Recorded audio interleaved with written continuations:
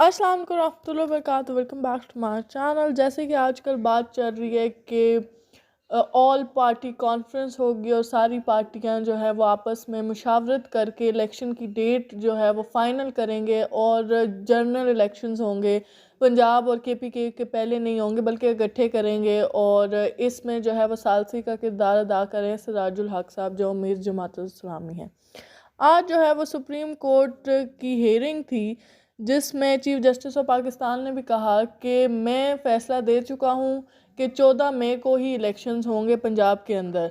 लेकिन अगर पार्टीज़ जो हैं वो मुशावरत करती हैं तो वो अपनी मुशावरत करके एक डेट कर लें तो मुझे कोई मसला नहीं है। तो अब देखते हैं कि क्या, और उन्होंने साथ ये भी कहा है कि ईद की छुट्टियों के अंदर अंदर ये मामला सारा वो तय कर लें।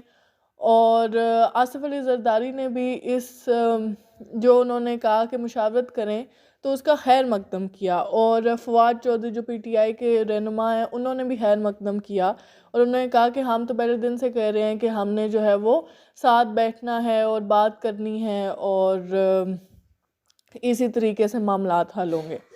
अब आसिफ अली जरदारी ने कहा कि हमें कुछ टाइम चाहिए, हम भी चाहते हैं कि मुशावरत के साथ सारे मामलात हल हो जाएं।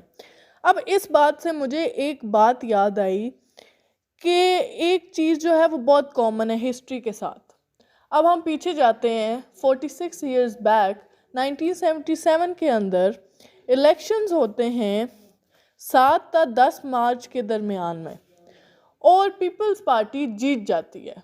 और जो PNA है, जैसे आजकल PDM है, उसी तरह उस टाइम पे PNA थी।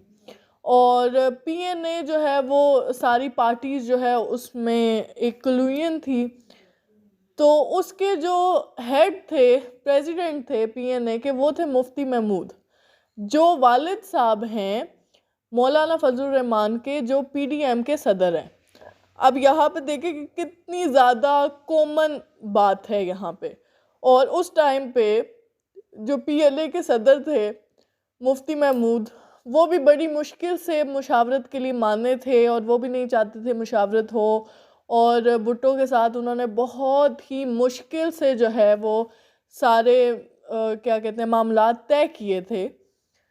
तो बहुत ज़्यादा शर्तें मनवाई थी PNA ने और भुट्टो साहब ने मान ली थी क्योंकि भुट्टो साहब को पता था कि उन्होंने क्लियरली जो है वो इलेक्शन जीता है और वो दोबारा जीत जाएंगे, तो उन्होंने दोबारा इलेक्शन कराने पे भी वो मान गए थे। तो अब आगे चलते हैं। अब कॉमन बात क्या है?